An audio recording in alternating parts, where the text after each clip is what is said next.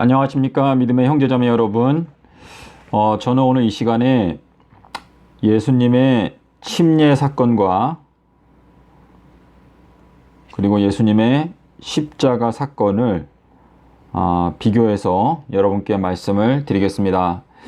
예수님께서 AD 26년도에 침례를 받고 물에서 올라오실 때 하늘이 열렸습니다. 그리고 서기 30년도에 예수님께서 십자가에서 죽으실 때 휘장이 찢어지게 되면서 지성소가 열리게 되었습니다. 주님께서는 십자가 사건 자체도 침례라고 말씀을 하셨습니다. 마가복음 10장 38절에 말씀하시기를 내가 받게 되는 침례를 너희가 받을 수 있느냐? 내가 마시려고 하는 잔을 너희가 마실 수 있겠느냐?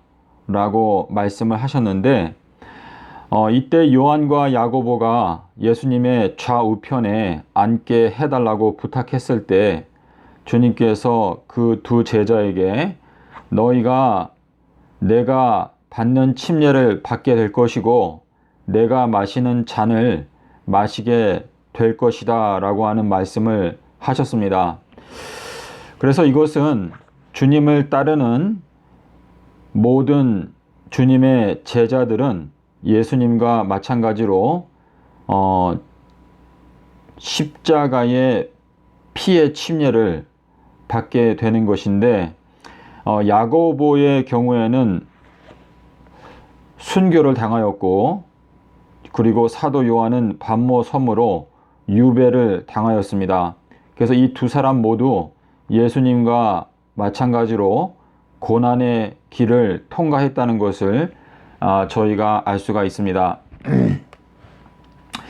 자, 여기 화면에 보시면 마태복음 3장 16절에 예수님께서 침례를 받고 물에서 올라오실 때 하늘이 열렸다라고 기록하고 있습니다.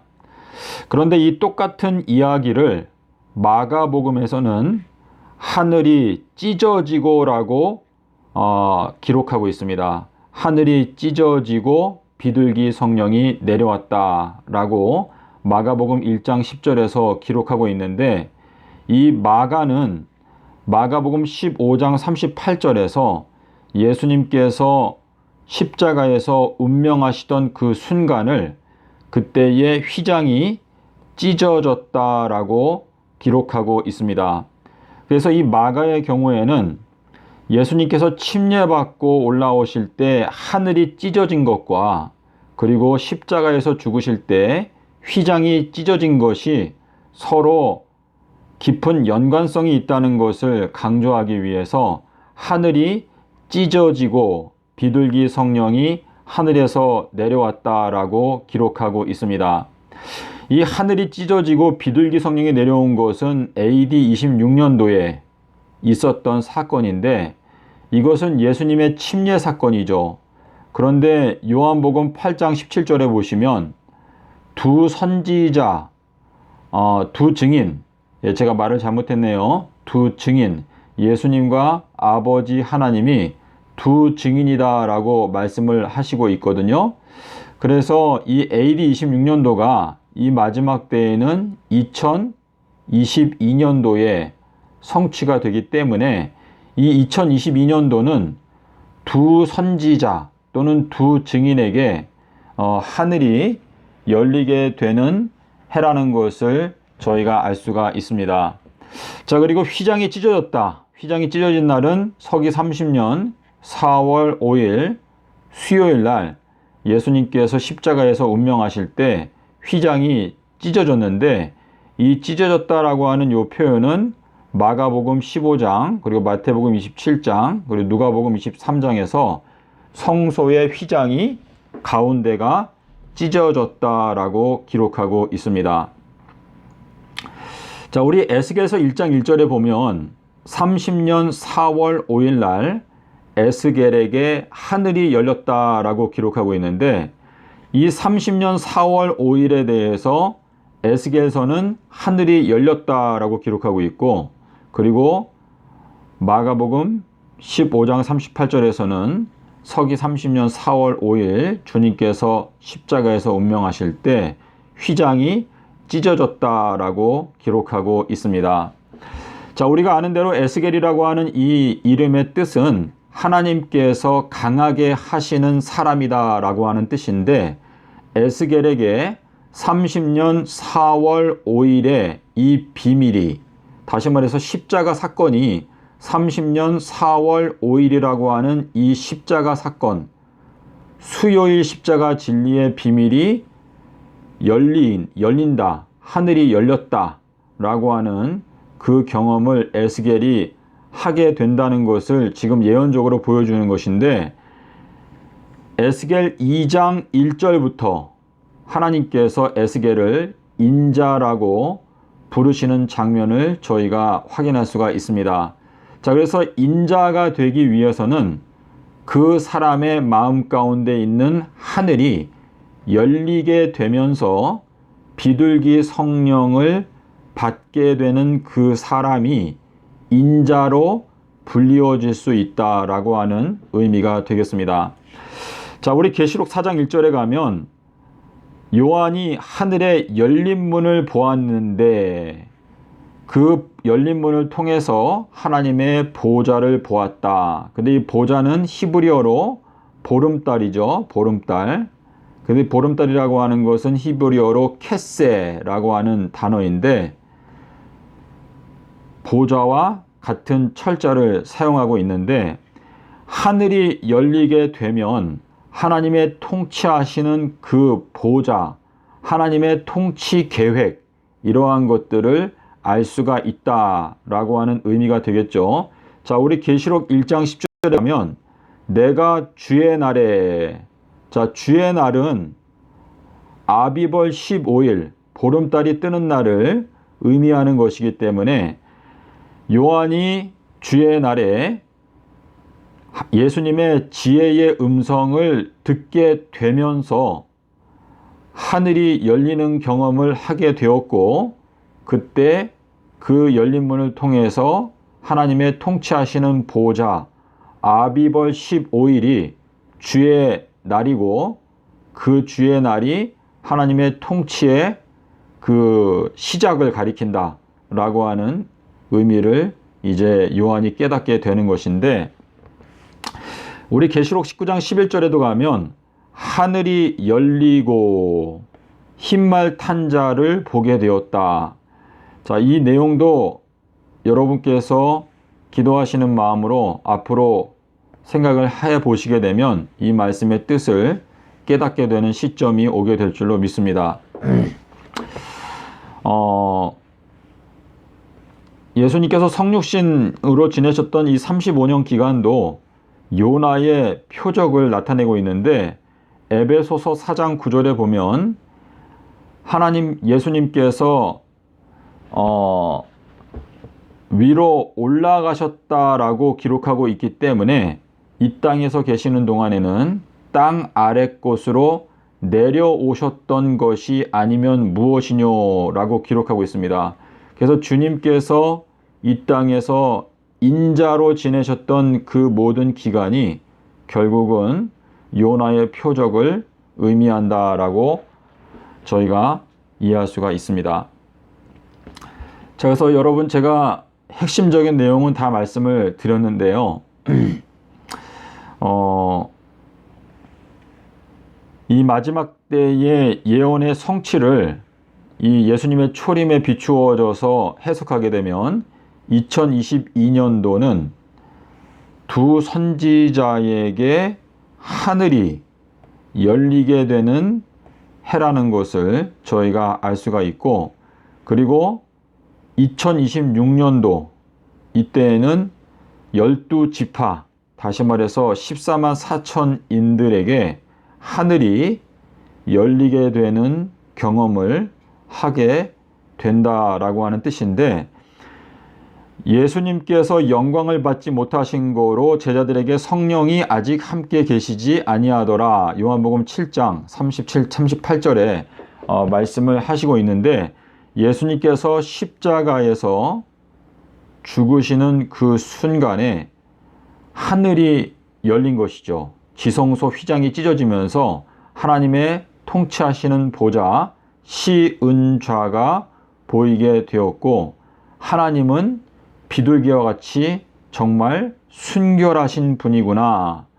그분께서는 그분 자신의 목숨까지도 우리 피조물들을 위하여 내어주시는 분으로서 우리들에 대한 그분의 무화적인 아가페 사랑이 십자가에서 확증되는 모습을 보여주시면서 우리의 마음 가운데 조물주의 비둘기와 같이 순결한 사랑을 보여주신 사건이 바로 십자가 사건입니다.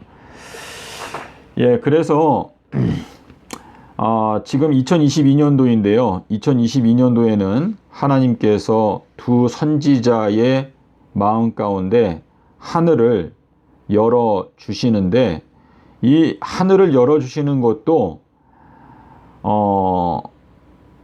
단계적인 어떤 그 깨달음이 있다는 것을 주님께서 어떤 방식으로 보여주셨는가 하면, 어떤 소경의 눈을 한번 안수하셨을 때 그때 그 소경이 나무와 같은 것들이 걸어 다니는 것이 보입니다 라고 이야기를 하죠.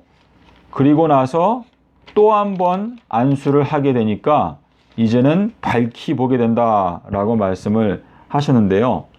우리가 이 진리의 말씀을 통해서 우리의 마음에 있는 하늘문이 열리게 되는 것을 경험하는 것도 점진적으로 밝아지는데, 의인은 이 점점 빛나서 원만한 광명에 이르게 되는 것이 의인의 길입니다.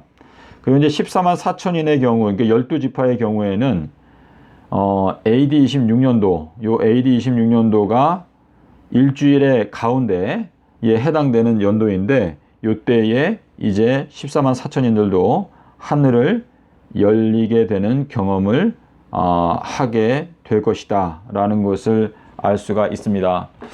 2022년도가 또 이제 누가복음 3장 2절에 보시면 하나님의 말씀이 침례 요한에게 임하였다. 누가복음 3장 2절과 요한복음 1장 14절이 원어를 보면은 사실상 동일한 표현인데요. 말씀이 육신이 되었다 라고 하는 표현과 말씀이 요한이 되었다 라고 하는 표현이 있는데, 차이점은 요한복음 1장 14절의 경우에는 로고스, 말씀, 로고스가 육신이 되었다 라고 되어져 있고, 누가복음 3장 2절의 경우에는 레마가 육신이 되었다라고, 그러니까 레마가 요한이 되었다라고 기록되어져 있는데, 이 내용은 여러분께서 기도하시면서 여러분 스스로가 이 말씀의 의미를 판단해 보시기를 바랍니다. 어느 정도 다 말씀을 드린 것 같은데요. 우리가 예수님을 따라간다라고 하는 것은 세 가지 침례를 받게 되는 것을 의미하는데, 성령과 물과 피라. 그래서 물, 그리고 성령, 그리고 이제 피. 하늘에 증거하는 이가 셋이다라고 말할 때 물, 성령, 피라고 이렇게 말씀하셨는데, 요한일서 5장에 보게 되면 이제 이 내용을 그 원어를 보게 되면 두 가지가 나오는데, 아버지와 아들과 성령이다 이렇게 번역된 그렇게 기록된 원문이 있는가 하면 성령과 물과 피다 이렇게 번역된 원문이 있는데요. 하늘에서 증거하는 분은 아버지, 아들, 성령이신데, 이 땅에서도 역시 마찬가지로 주님께서 엘리야와 두 증인을 불러서 이 마지막 사업을 하게 하시는 것으로 성경에 기록되어져 있습니다. 그래서 2022년도가 지나게 되면 이제 2023년도부터 사실상 두 증인이 2026년까지 두 증인이 이제 활동을 시작하게 되는 시점인데, 이 두 증인의 경우에는 등경이라고 말하고 있습니다. 등경. 그리고 엘리야의 경우에는 등불이다라고 말씀을 하시고 있는데, 이 등불은 이 눈이라고 하는 것은 몸의 등불이다라고 말씀을 하시면서 엘리야의 사명이 교회에게 있어서 눈과 같은 존재, 눈을 뜨게 하는 존재인데, 눈이 밝아야 온몸이 밝게 된다라고 말씀하셨고, 베드로서 1장 19절에서는 이 등불이 바로 예언이다라고 말했습니다. 자, 그래서 우리가 알 수 있는 것은 엘리야가 교회의 눈이기 때문에 엘리야는 예언을 밝히 깨달은 사람으로서 교회의 눈의 역할을 하고 어두운 데를 비추어주는 등불의 역할을 감당하게 된다라고 하는 뜻이기 때문에, 엘리야가 깨닫게 되는 그 예언을 이 두 선지자가 깨닫고 그 예언을 높이 드는 것, 다시 말해서 등불을 켜서 등경 위에 두어라. 그리하면 지금까지 숨겨져 있었던 것들이 다 계시되게 될 것이다 라고 말씀을 하셨기 때문에, 두 증인의 사명은, 그리고 일곱 교회의 사명도 마찬가지인데, 일곱 교회도 일곱 등경, 두 증인도 두 등경이라고 말하고 있기 때문에, 일곱 교회와 두 증인의 사명은 엘리야가 깨닫게 되는 그 예언의 말씀을 깨닫고 그 예언의 빛을 높이 하늘에 들게 될 때, 그때에 지금까지 어두웠던 이 세상이 밝아지게 되고 숨겨져 있었던 것들이 다 겉으로 계시되게 될 것이다 라고 말하고 있습니다. 그래서 이 요한계시록이라고 하는 이 계시록은 계시록 1장 1절과 22장 6절과 16절에 보면, 내가 나의 사자를 보내서 이것들을 증거하게 하였다라고 말할 때, 그 사자는 엘리야의 영을 말하는 것입니다. 마태복음 10장, 마태복음